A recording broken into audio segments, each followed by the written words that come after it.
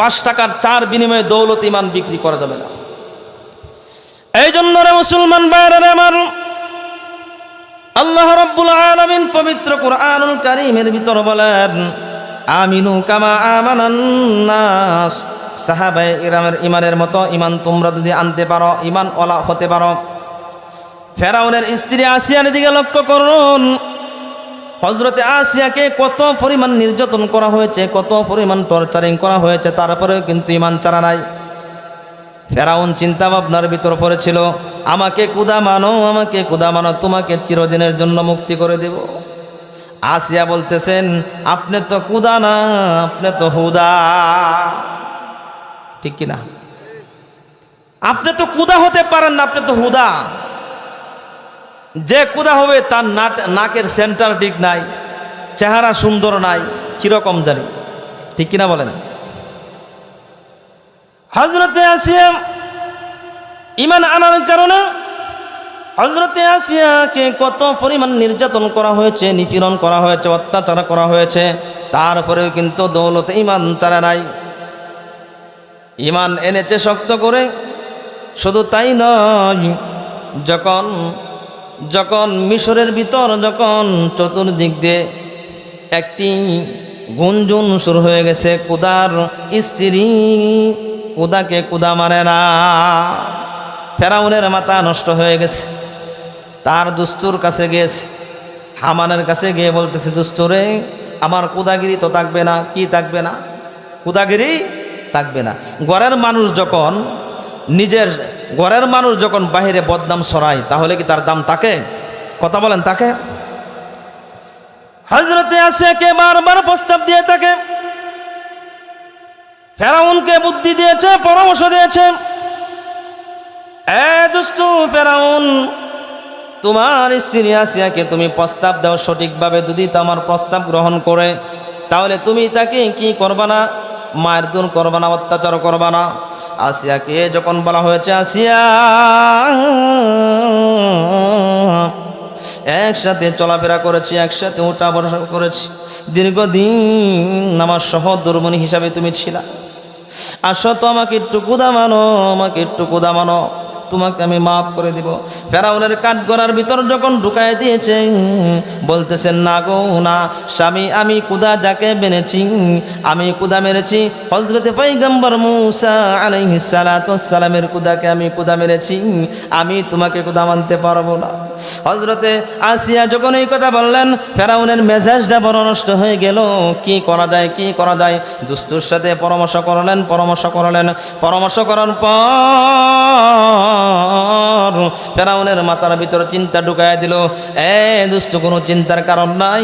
উত্তপ্ত বালু করার ভিতরে তুমি কি করো? চিৎ করে শোয়াইয়া হাতের ভিতর পেরেক মারবা, পায়ের ভিতর পেরেক মারবা, বেলেট দিয়ে চিরে চিরে তুমি চামড়াগুলি কষিয়ে পালবা। যখন এই কথা বলা হলো, উত্তপ্ত বালুকণার ভিতরে যখন প্রচণ্ড রৌদ্রের ভিতর মরুভূমির প্রান্তরে যখন এই কাজ করলো, পেরেক মেরে দিয়ে শরীর থেকে চামড়া কষে নিয়ে যাচ্ছে, কিন্তু দেখা যায় বারবার বলে, এই আমার প্রাণের স্ত্রী, আমাকে একটু কুদা মানো, আমাকে একটু কুদা মানো। আসিয়া বলতেছেন, না না না, আমি যাকে কুদা মেরেছি আমি তার কাছেই চলে যাব। এই কথা বলে আর মুস্কি হাসে। সুবহানাল্লাহ। ফেরাউন রাগে রাগান্বিত হয়ে যায়, বলতেছেন, আসিয়া রে, তুমি কি কারণে আসো, কি কারণে হাসো? আসিয়া বলতেছেন, ফেরাউন, তুমি তো বিশ্বাস করবা না, আল্লাহ রাব্বুল আলামিন আমার সামনে জান্নাত তুলে ধরেছেন, এই জন্য জান্নাতের নাজ নেয়ামত আমি দেখি আর হাসি। সুবহানাল্লাহ।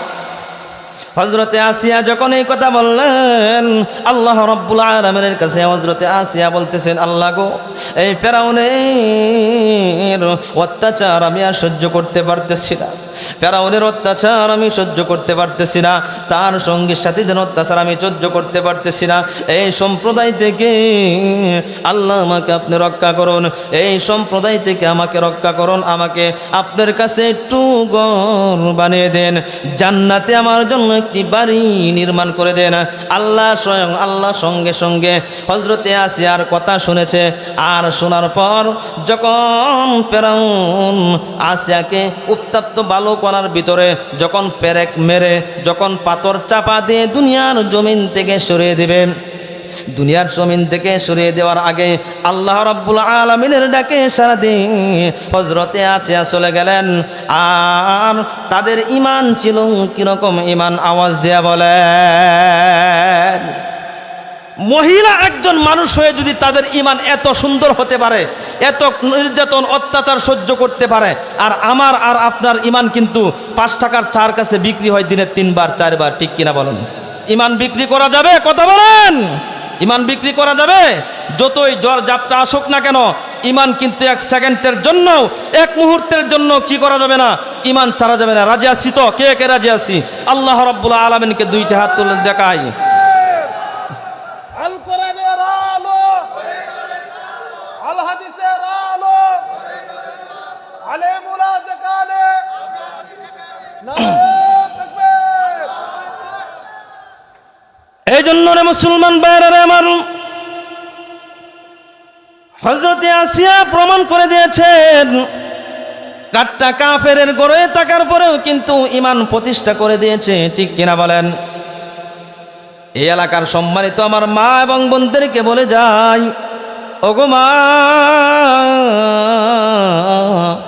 আমি প্রথম নাম্বার একটা ঘটনা টানলাম হযরতে সুমাইয়া রাদিয়াল্লাহু তাআলা আনহাকে নিয়ে।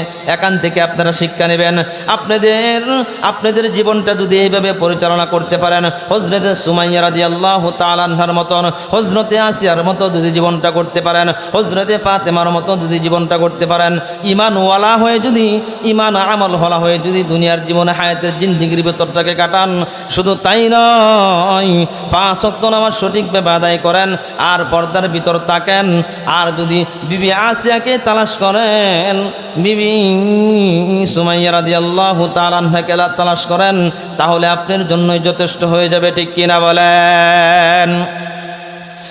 এই জন্য রে মুসলমান ভাইরা আমার, ঈমানের কত পরীক্ষা আল্লাহ রাব্বুল আলামিন দিলেন। আল্লাহ রাব্বুল আলামিন পবিত্র কুরআনুল কারীমের ভিতর বলেন, ইন্নাল্লাযীনা আমানু ওয়া আমিলুস সালিহাতি কানাত লাহুম জান্নাতুল ফিরদাউসি নুজুলা। আল্লাহ রাব্বুল আলামিন বলেন, নিশ্চয়ই যারা ঈমান আনবে, নিশ্চয়ই যারা ঈমান আনবে, আমলে সালেহ করবে, নেক আমল করবে, ঈমান আনার কারণে, নেক আমল করার কারণে আল্লাহ রাব্বুল আলামিন জান্নাতের মেহমানদারি করাবেন ঈমানদারকে। সুবহানাল্লাহ। এই জন্য রে মুসলমান ভাইরা আমার, আল্লাহ রাব্বুল আলামিন পবিত্র কুরআনুল কারীমের ভিতর বলেন, আমিনু কামা আমানান নাস। ঈমান এমন হতে হবে, ঈমান এমন হতে হবে হযরতে আব্দুল্লাহ ইবনে হুযায়ফা রাদিয়াল্লাহু তাআলা ঈমানের মতো। হযরতে আব্দুল্লাহ ইবনে হুযায়ফা রাদিয়াল্লাহু তাআলা আনহুকে দুষ্ট কাফের মুশরিকরা, রোম সম্রাট, পারস্য সম্রাট কিন্তু প্রস্তাব দিয়েছে, আব্দুল্লাহ রে, আব্দুল্লাহ, যদি তুমি আমাদের ধর্মের ভিতর চলে আসো, খ্রিস্টান হয়ে যাও, খ্রিস্টান ধর্ম তোমরা যদি গ্রহণ করো, তোমার সঙ্গী সাথী 17 থেকে 18 জন কাফেলার ভিতর প্রত্যেকে যদি আমি আর ধর্মকে তোমরা গ্রহণ করতে পারো, 3টা অপশন দেওয়া হলো, 4টা অপশন দেওয়া হলো। 1 নাম্বার অপশন হলো অর্ধেকটা রাজত্বর মালিক আমি, তুমি আব্দুল্লাহকে বানিয়ে দিব। শুধু তাই নয়, আব্দুল্লাহকে 2য় নাম্বার প্রস্তাব দেওয়া হলো, আমার সুন্দরী মেয়ে একটা আছে উপযুক্ত বিয়ে দেওয়ার মতো, আমার মেয়েকে তোমার সাথে বিবাহ আবদ্ধ করে দিব। শুধু তাই নয়, 3 নাম্বার প্রস্তাব হলো, আমি যখন দুনিয়ার জমিন থেকে বিদায় হয়ে চলে যাব রে আব্দুল্লাহ, আমার রাজত্বর পুরা মালিক তুমি হয়ে যাইবা। আর যতদিন আমি দুনিয়ার হায়াতের জিন্দেগির ভিতর থাকবো, ততদিন আমার পাশের চেয়ারের ভিতর তুমি বসবা। হযরতে আব্দুল্লাহ ইবনে হুযায়ফা রাদিয়াল্লাহু তাআলা আনহু বলেন, না না, এই রুমের কুকুর, পরিষ্কার পরিষ্কার শুনে নাও। বজ্রে কণ্ঠে হযরতে আব্দুল্লাহ ইবনে হুযায়ফা রাদিয়াল্লাহু তাআলা আনহু রোম সম্রাটকে বলেন, এ রুমের কুকুর,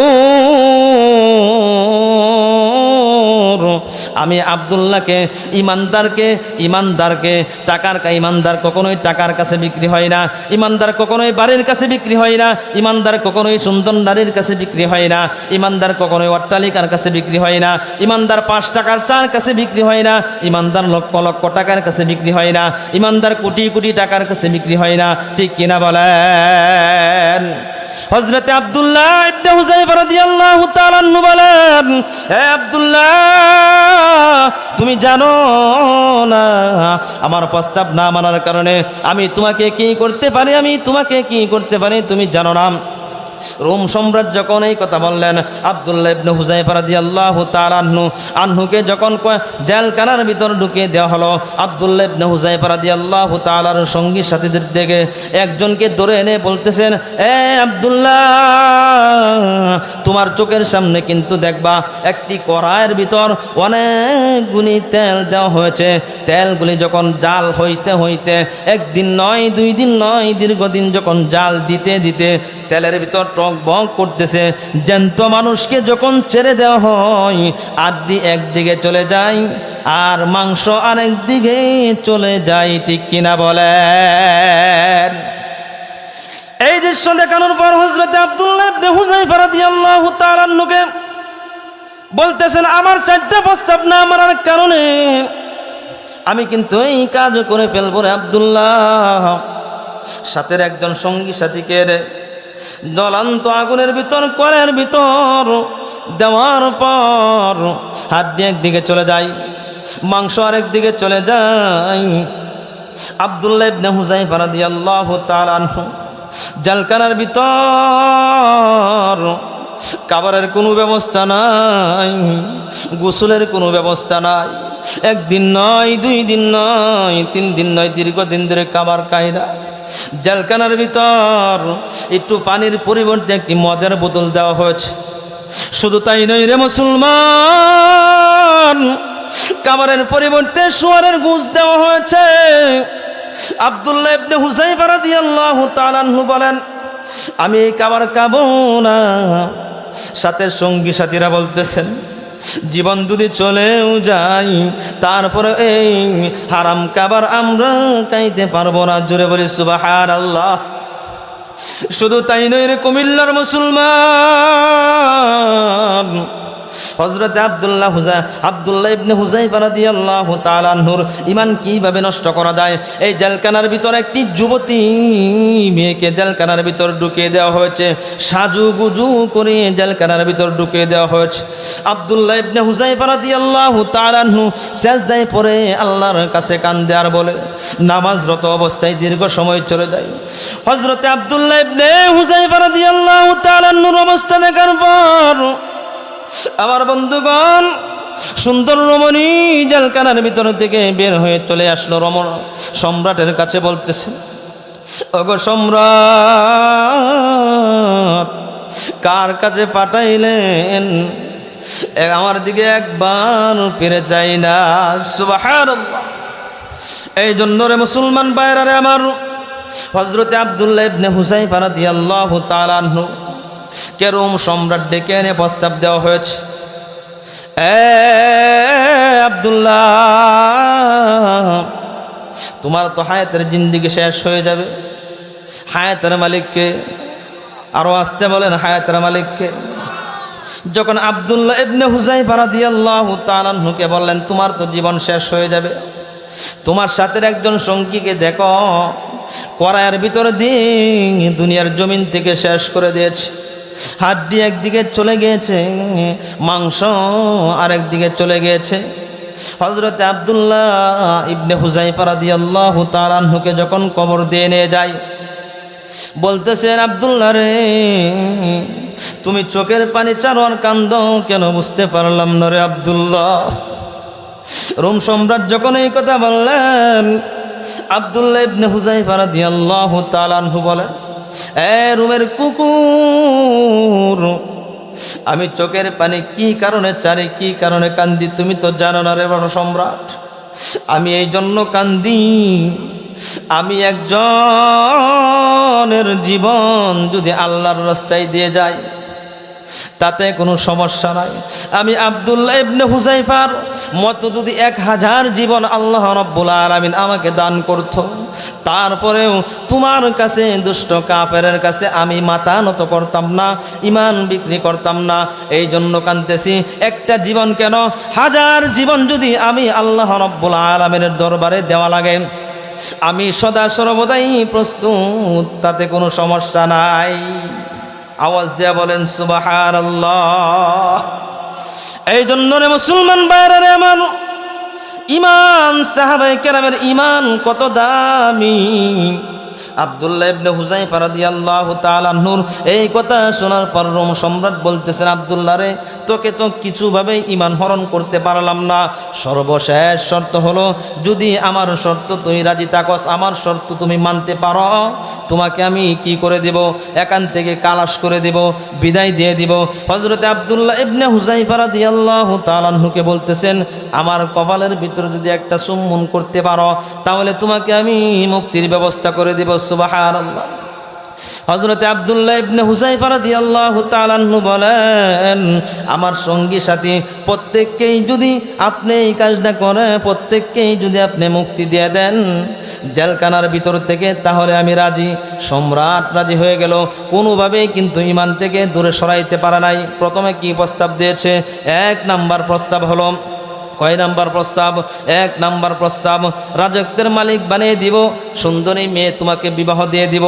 2 নাম্বার হলো, আমি যতদিন দুনিয়াতে থাকবো আমার পাশের চেয়ারের ভিতর তোমাকে বসতে দিব। 4 নাম্বার হলো, আমি যখন দুনিয়ার জমিন থেকে বিদায় হয়ে চলে যাব, তখন আমার পুরা রাজত্বের মালিক তুমি আব্দুল্লাহ হয়ে যাইবা। কয়টা প্রস্তাব? আরো আওয়াজ দেয়া বলেন, কয়টা প্রস্তাব? আব্দুল্লাহ ইবনে হুযায়ফা রাদিয়াল্লাহু তাআলা আনহু বলেন, ইমানদার কখনোই টাকার কাছে বিক্রি হয় না, ইমানদার কখনোই অট্টালিকার কাছে বিক্রি হয় না, ইমানদার কখনোই ক্ষমতার কাছে বিক্রি হয় না। আমরা দীর্ঘ 16 বছর দেখেছি আমার হযরত উলামায়ে কেরামদেরকে কত রকম অফার দেওয়া হয়েছে, কিন্তু 1 সেকেন্ডের জন্য, 1 মুহূর্তের জন্য কিন্তু বিদায়, 1 সেকেন্ডের জন্য, 1 মুহূর্তের জন্য কিন্তু দৌলতে ঈমান বিক্রি করে নাই। এর চাইতে বড় প্রমাণ আল্লামা দেলোয়ার হোসেন সাইদি রাহিমাহুল্লাহ রহমাতুল্লাহি আলাইহি, উনি প্রমাণ দিয়েছেন দৌলতে ঈমান কখনোই টাকার কাছে বিক্রি করে নাই। কত প্রস্তাব দেওয়া হয়েছে আল্লামা দেলোয়ার হোসেন সাইদিকে, ঠিক কিনা বলেন? আর আসতে কোন ঠিক কিনা? সর্বশেষ কুমিল্লার মুসলমান দেলোয়ার হোসেন সাইদি রহমাতুল্লাহি আলাইহি একজন জান্নাতি মানুষ। আমার ধারণা, আমার মনে হয় জান্নাতের সার্টিফিকেট তো আর আমি দিতে পারি না। কিছু কিছু মৌলবী এই 16 বছর, দীর্ঘ 16 বছর পর্যন্ত মাননীয় প্রধানমন্ত্রীরও কিন্তু জান্নাতের সার্টিফিকেট দিয়েছে, একেবারে পাইকারি ধরে, ঠিক কিনা বলেন? একটা ডিম, একটা কলা, 1 প্যাকেট বিরিয়ানির ফুটলার কারণে কিন্তু জান্নাতের সার্টিফিকেট, জান্নাতের সার্টিফিকেট আল্লাহর পয়গম্বরও কাউকে দিতে পারে নাই মন গড়া ভাবে, ঠিক কিনা বলেন? আল্লাহ পয়গম্বর সাহাবায়ে কেরামও জান্নাতের সার্টিফিকেট কাউকে দিতে পারে নাই। কিন্তু দীর্ঘ 16 বছর পর্যন্ত এক শ্রেণীর জিলাপি মার্কা মুসলমান, জিলাপি মার্কা উলামায়ে কেরাম, নামদারি উলামায়ে কেরাম, তাদেরকে উলামায়ে সু বলা হয়, ঠিক কিনা বলেন হুজুর? তাদেরকে উলামায়ে সু বলা হয়। তারা কি করেছে? মাননীয় প্রধানমন্ত্রীকে বলেছে, মাননীয় প্রধানমন্ত্রী আপনাকে জান্নাতি মানুষ। আরো আসতে কর নাউজুবিল্লাহ, আরে শুনবো তো, আরো আসতে কর নাউজুবিল্লাহ, ঠিক কিনা বলেন? জান্নাতের সার্টিফিকেট দিয়েছে, নাউজুবিল্লাহ। আল্লামা দেলোয়ার হোসেন সাইদি রহমাতুল্লাহি আলাইকে নির্মমভাবে সাইদি সাহেবকে যখন জেলখানার ভিতর থেকে, কাশেমপুরের পাশে আমি ছিলাম, কাশেমপুরের নদীর ওই পারে, তুরাক নদীর ওই পারে কাশেমপুর কারাগার, এই পারে আমার মসজিদ মাদ্রাসা, আমি যে জায়গায় আমি মসজিদে ছিলাম, আমরা দেখেছি আল্লামা সাইদি রহমাতুল্লাহি আলাইহি যখন তাকে বলা হয়েছে আপনাকে মুক্তি দেওয়া হবে, আপনারা দেখেন নাই? তখন কিন্তু দেখা যায় উনি একটা হাতটা তুলে একটা হাসি দিয়েছিল, এত সুন্দর একটা হাসি দিয়েছিল। কিন্তু দেখা যায় আল্লামা সাইদি রহমাতুল্লাহি আলাইকে হসপিটালের ভিতরে নিয়ে পরিকল্পিতভাবে ইংলিশনের মাধ্যমে দুনিয়ার জমিন থেকে সরিয়ে দেওয়া হয়েছে, ঠিক কিনা বলেন? ঠিক কিনা বলেন? এমন আরো উলামায়ে কেরামদেরকে গুম করা হয়েছে, খুন করা হয়েছে, আয়নাগর চিনিয়ে দেওয়া হয়েছে। আয়নাগরের ভিতর ঢুকিয়ে একদিন নয়, 2 দিন নয়, 3 দিন নয়, সপ্তাহের পর সপ্তাহ, মাসের পর মাস। এই জন্য রাসূল করিম সাল্লাল্লাহু আলাইহি ওয়াসাল্লাম বলেন, আদ-দুনিয়া সিজনুল মুমিনিন ওয়া জান্নাতুল কাফিরিন। এ দুনিয়ার ইমানদার, এ আমার উম্মত, তোমরা পরিষ্কার ভাষায় শুনে নাও, আমি বজ্রকণ্ঠে আওয়াজ দিতে চাই, কুমিল্লার মুসলমান তোমরা সচেতন হয়ে যাও। মুমিনের জন্য জেল, জুলুম, জরিমানা হতেই পারে, হতেই পারে। 1 সেকেন্ডের জন্য মুমিন কিন্তু নৈরাশ হবে না। আল্লাহর দিন প্রতিষ্ঠার জন্য, আল্লাহর দিনের জন্য মুমিন সদা সর্বদাই, যদি দরকার হয় আরেকটা শাপলা চত্বর কায়েম হবে, যদি দরকার হয় আগামী শনিবার খুতবে নবুয়ত ডাক দেওয়া হয়েছে। কখনো কাদিয়ানির রূপ ধারণ করে আমাদের মুসলমানদেরকে ধ্বংস করতে চায়, কখনো হিজবুত তাওহীদের রূপ ধারণ করে আমাদের মুসলমানদের ঈমানকে হরণ করতে চায়, ঠিক কিনা বলেন? কখনো নাস্তিক মুরতাদরা বিভিন্ন দিক থেকে চারা দিয়ে ওঠে, কিন্তু সচেতন হয়ে যায়। উলামায়ে কেরামরা যখন ডাক দেবে আল্লাহর দ্বীনের জন্য, দিন প্রতিষ্ঠার জন্য, কাদিয়ানিকে কাফের ঘোষণা না করবে যারা, তারাও কাফের, ঠিক কিনা বলেন? খুতবে নবুয়তের সম্মিলনে আমাদের যাওয়া প্রত্যেকের ঈমানি দায়িত্ব। আগামী শনিবার 15ই নভেম্বর, ঠিক কিনা বলেন? দরকার আছে না নাই? আমরা প্রত্যেকে যাবো তো ইনশাআল্লাহ। আমরা চেষ্টা করব যাওয়ার জন্য। কাদিয়ানি কি কথা বলেন? কাদিয়ানি কি? কাফের। যদি দরকার হয় আরেকটা শাপলা চত্বর কায়েম হবে, আমরা দরকার পড়ে নারে তাকবীর আল্লাহু আকবার বলে, দরকার পড়ে আমরা কাফনের কাপড় পরে আমরা যাওয়ার জন্য চেষ্টা করব। নাস্তিক মুরতাদ পলানোর কোনো রাস্তা পাবে না। মাননীয় প্রধানমন্ত্রী তো 45 মিনিট সময় পেয়েছে। আগামীতে যারা এখান থেকে যাদের শিক্ষা হয় নাই, আগামীতে যারা ক্ষমতায় আসার জন্য লাফালাফি করছেন, আজকে আমরা ঢাকার ভিতর দেখেছি কত রকমের সমস্যা। আগামীতে যারা ক্ষমতার জন্য পাগল হয়ে যাচ্ছেন, ক্ষমতায় আসার জন্য সচেতন হয়ে যান। 16 বছর কি করেছে দেখেছেন, এখান থেকে শিক্ষা গ্রহণ করেন। আর না হয়তো 45 মিনিট কেন 45 সেকেন্ড পাবেন না দেশ থেকে পালানোর জন্য, ঠিক কিনা বলেন? নারে তাকবীর! বাংলাদেশের শত্রুরা নারে তাকবীর! আল্লাহ তুমি কবুল করো, মঞ্জুর করো, সকলেই বলে আমিন। আমার বন্ধুগণ, আপনাদেরকে আর কষ্ট দিতে চাচ্ছি না। মোটামুটি আমাকে সময় দেওয়া হয়েছিল 9:30। আমাদের সম্মানিত কাকা, আমি কাকা বলে সম্বোধন করেছি, উনি আমার সাথে দীর্ঘ সময় আলোচনা করেছে।